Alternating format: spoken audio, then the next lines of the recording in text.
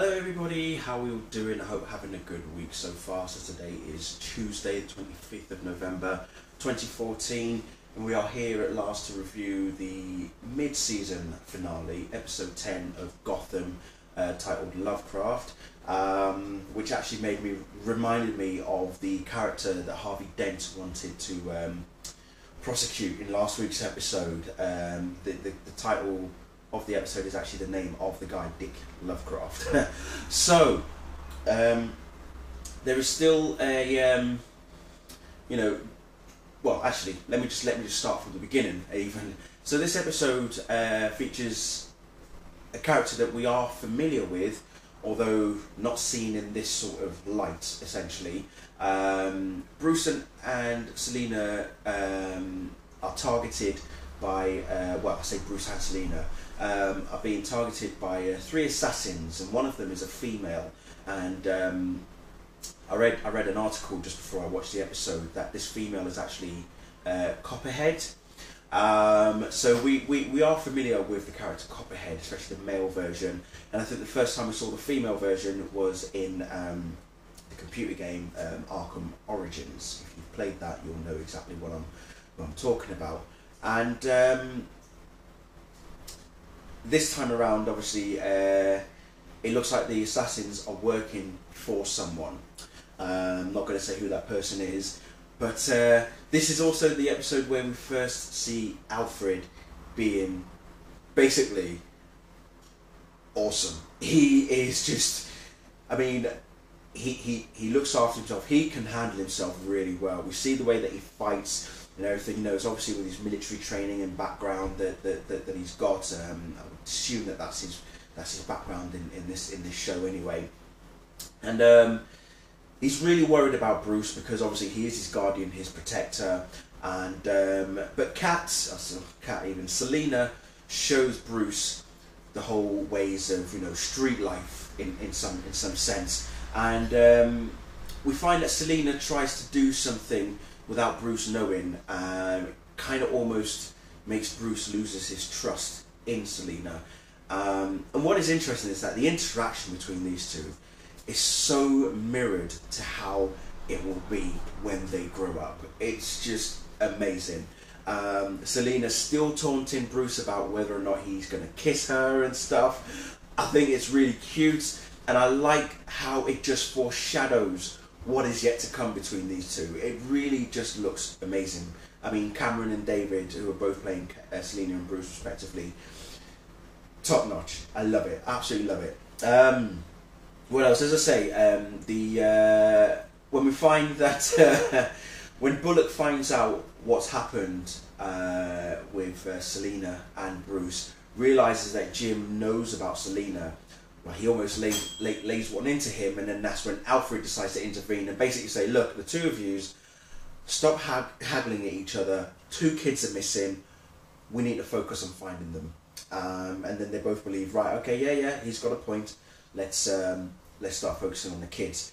On the flip side, Penguin, Falcone, Fish Mooney, Liza, those 4 characters, there's something sinister going on between them. Falcone believes that what happened in last week's episode, the hit where his money got burned and destroyed, he believes Penguin is directly involved. But Penguin swears to Falcone that he's not involved, it's not him. You know, he's starting to realise that Falcone is losing trust in him. That now Falcone doesn't want Penguin to be working for him, to be his snitch. And that's when Penguin realises, well, you've clearly got a mole, and I'm going to find out who it is for you. He has an idea. Penguin has his suspicions, and he will expose this mole. This will be interesting. We eventually find out how the assassins got to Wayne Manor and why they were targeting, well, Bruce and Selina, but more likely it was actually they were targeting Selina.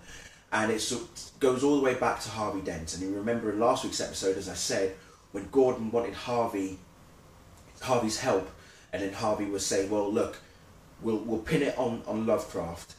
And, you know, and as far as Gordon was concerned, Harvey didn't mention any names, including Gordon's and Selina's. Well, it turns out he kind of did. Gordon's not happy. So yeah. As I said earlier about Falcone and Fish, good lord, there was one scene where Falcone literally brought the shock to Fish Mooney. He brought the shock, he literally brought it to the table, and it was just, wow, it was definitely strange. We see Bruce and Selina, whilst they're in Gotham, Selina decides to, hit the drop on Bruce, and there was a moment where she jumps across 2 buildings, and I'm thinking, oh my god, wow. Bruce tries it himself. The results, not quite as impressive, is all I'm going to say. So yeah, Alfred and Fish Mooney meet for the first time, and let's just say Alfred knows how to turn on the charm. He knows how to turn on the charm.